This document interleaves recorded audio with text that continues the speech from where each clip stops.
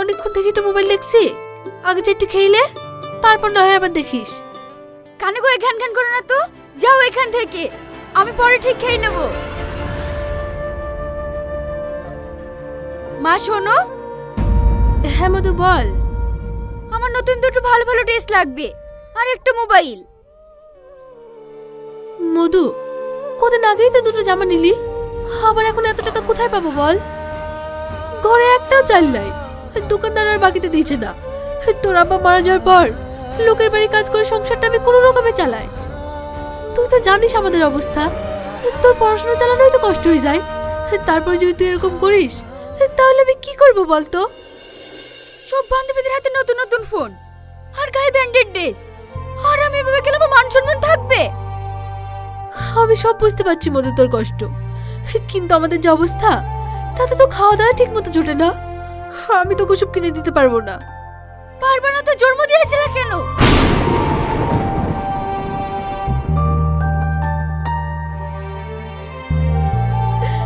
মারে, তুই এত বড় কথা বলতে পারলি? শুধু তোকে মানুষের মতো মানুষ করার জন্য আমি দিনরাত পরিশ্রম করি। আমি তোমার কোনো কথা শুনতে চাই না। আমার ভালো ভালো পোশাক লাগবে, তুমি কোথায় পাবে সেটা আমি জানি না। রাগ করিসনি মধু, তুই আমার একমাত্র মেয়ে। আমি সবসময় চেষ্টা করি তোকে খুশি রাখার। চেষ্টা করে কিছু হবে না, তুমি আমার কোনো স্বপ্ন পূরণ করতে পারো না। তোমার কোলে আমার জন্ম নেওয়াটাই ভুল।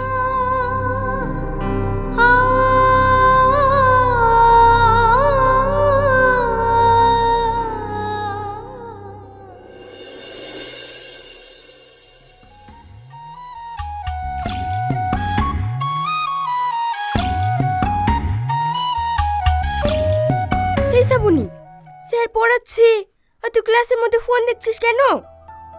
চুপ কর তো, আমার যা ইচ্ছা তাই করব। ক্লাসের মধ্যে এত জোরে কথা কে বলছে? এই শ্রাবণী, তুমি ক্লাসের মধ্যে ফোন দেখছো কেন? রাখো ফোনটা। Sorry sir. ঠিক আছে বসো। দেখলি তো, বললাম না তোকে ফোনটা বন্ধ কর, শুনলে তো স্যারের কাছে বকা। বাদ দে তো। শ্রাবণী, তুমি এতটা নোংরা, একজন শিক্ষকের কথা অমান্য করছো। আমি চাই না তোমার জন্য আরো স্টুডেন্টের অসুবিধা হোক। বেরিয়ে যাও এখান থেকে, গেট আউট।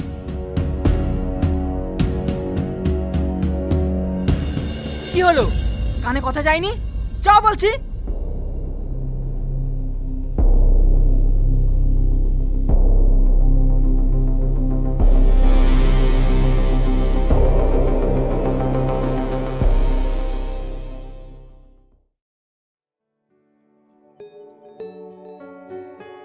আমি তো এটাই চাইছিলাম যে আমাকে ক্লাস থেকে বার করে দে। তোর চাই পড়াশোনা যে কি করে আমার তো একদম ভালো লাগে না। দেখি রিয়াজকে একটু ফোন করি।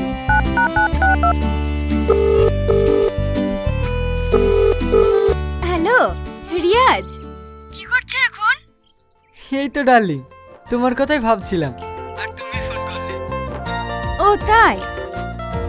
এই শোনো না, আজকে কলেজটা একটু তাড়াতাড়ি ছুটি দিয়ে দিয়েছে, তাই ভাবলাম তোমার সাথে একটু দেখা করব। চলো না সোনা, আজকে আমরা কোনো একটা রেস্টুরেন্টে যাই। আচ্ছা যান, তুমি 5 মিনিট অপেক্ষা করো, আমি আসছি। ওকে সোনা, একটু তাড়াতাড়ি এসো।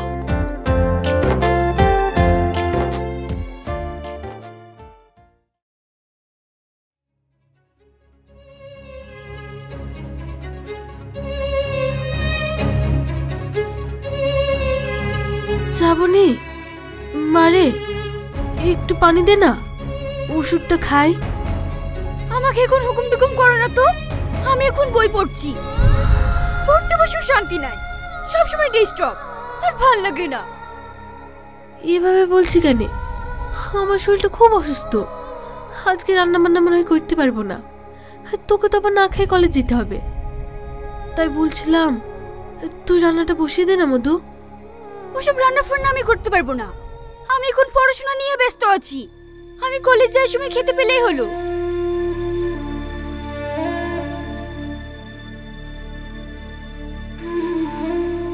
জোরে আমার গা পড়ে যাইছে, মেয়েটা যদি কিছু না খেয়ে কলেজ যায় তাহলে আবার ও অসুস্থ হয়ে পড়বে।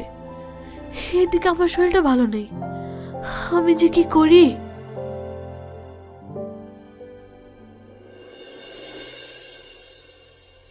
মেয়েটা আমার একটা কথাও শোনে না, এত জেদি মেয়ে, ওকে না আমি আর পারিনি। আর ডিম ভাজি ভাত করি।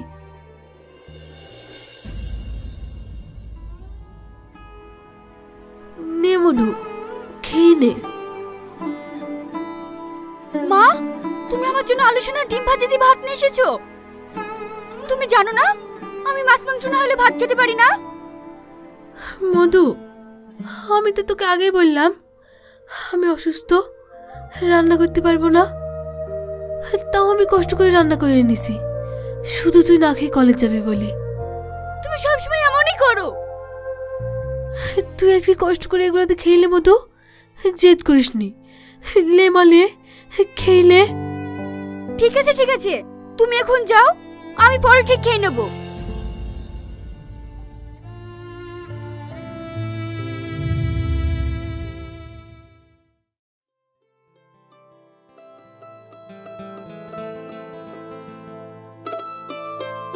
আচ্ছা ঠিক আছে, তোরা যা।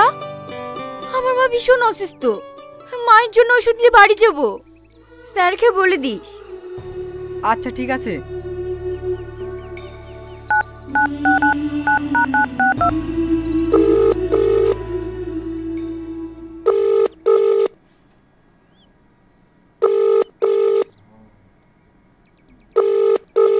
হ্যালো রিয়াজ, তুমি এখন কোথায় আছো? এই তো বাড়িতে। আমি এখন ফ্রি আছি, চাইলে তুমি আমার সাথে দেখা করতে পারো। হ্যাঁ হ্যাঁ, আমি এক্ষুনি আসছি। ঠিক আছে, তুমি এক্ষুনি চলে এসো, আমি তোমার জন্য ওয়েট করছি। হ্যালো শাহিন, তুমি কোথায় আছো? আমি তো বাড়িতেই আছি। রিয়াজ আসছে, তুমিও এসো আমাদের কলেজের সামনে, আমরা সবাই মিলে আড্ডা দেব। আচ্ছা ঠিক আছে, আসছি।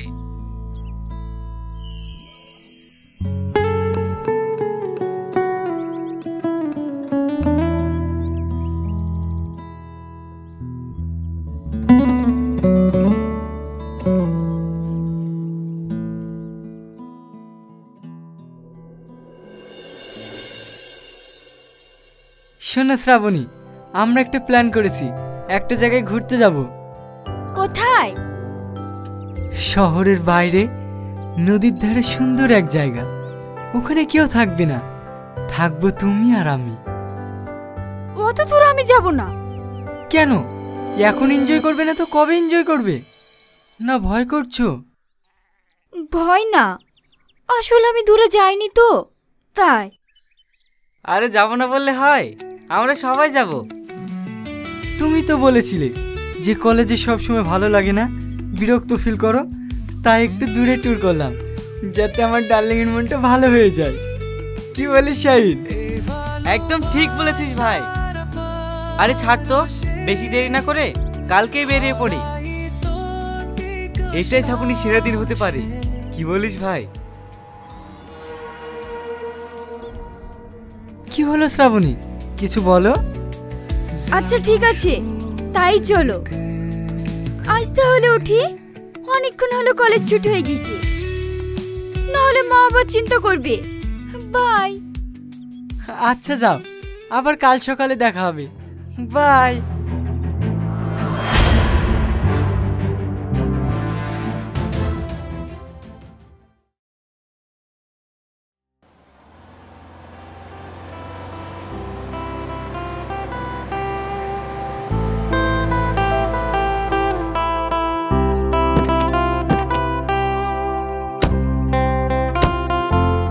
কি হলো, এত দেরি কেন?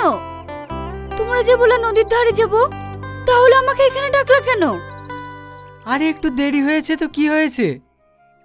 ওখানে কখন যাবা বলো তো? একটু প্রবলেম হয়েছে, আমার ফ্যামিলির লোকজন ওখানে ঘুরতে গিয়েছে তো, ওখানে আমরা গেলে দেখে ফেলবে। তাহলে এখন কোথায় যাব? চলো না একটু ভিতরের দিকে যাই। না না, এখানেই ঠিক আছে, বেশি ভেতরে যাওয়া ভালো না। এত ভয় পাচ্ছ কেন শ্রাবণী? এখানে তো শুধু আমরাই আছি। আচ্ছা, তোমরা এমন করছো কেন? আমরা তো এখানে আনন্দ করতে এসেছি। আরে ডার্লিং, আনন্দ তো করবই, কিন্তু একটু অন্যভাবে। এইসব কি করছো?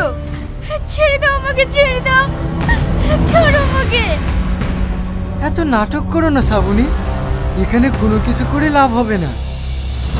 বাঁচাও, কে কোথায় আছো? আমাকে বাঁচাও, শয়তানদের থেকে আমাকে বাঁচাও। কি ব্যাপার, একটা মেয়েরাও ছোঁয়া যাচ্ছে না? হ্যাঁ হ্যাঁ, চল তো গিয়ে দেখি। শয়তানদের থেকে আমাকে বাঁচাও।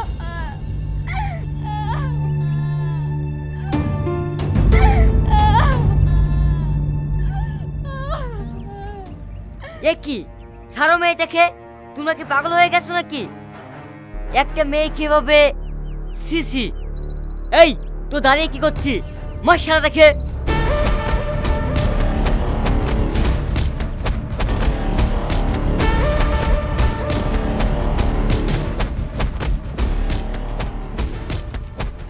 এই থাক থাক, এভাবে মারিস না, ওরা এভাবে মারলে মরে যাবে। ছেড়ে দে, শিক্ষা হলে এটাই হবে। এই, তোদের কোনো মা বোন নেই? ছি ছি।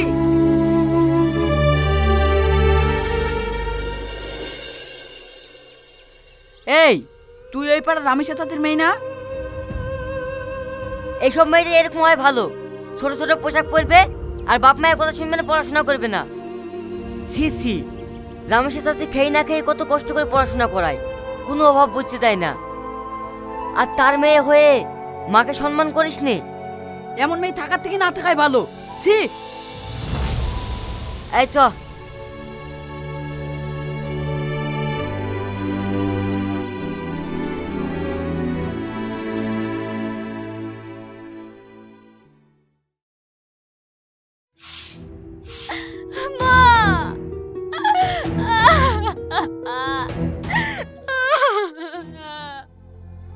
কি হলো রে মধু, তুই এভাবে কাঁদছি কেন?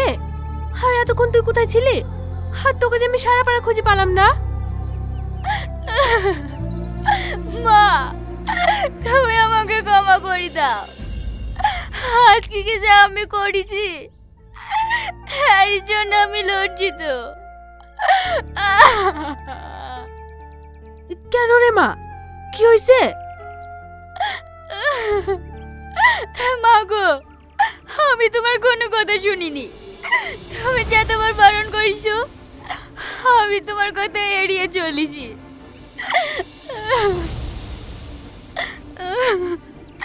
আজকে রিয়াজে বন্ধুরা মিলে আমার সাথে যা করলো, জীবনের সব থেকে বড় শিক্ষা পেয়ে গেছি মা। এইসব তুই কি বলছিস মা? রিয়াজ আমাকে মিথ্যে কথা বলে একটা নির্জন জায়গাতে লুকিয়ে, তারপরে আমি আর বলতে পারছি না মা। আল্লাহ, আমি কি শুনছি? তুই ঠিক আছিস তো মধু? মা ঠিক আছি, আল্লাহর কাছে অনেক অনেক শুকরিয়া। ওরা আমার কোনো ক্ষতি করতে পারিনি, কিন্তু আমি তোমার কাছে যে অন্যায় করেছি, আমি নিজেকে নিজে ক্ষমা করতে পারছি না। তুমি আমাকে ক্ষমা করে দিও মা।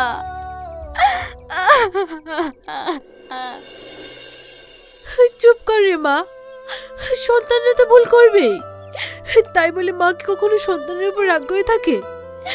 তুই যে তোর ভুলটা বুঝতে পেরেছি, এতে আমি অনেক খুশি। মা, আমি তোমাকে ভীষণ কষ্ট দিয়েছি, আমি আর জীবনে এমন ভুল করব না। আয় মধু, আমার বুকে আয়। মা,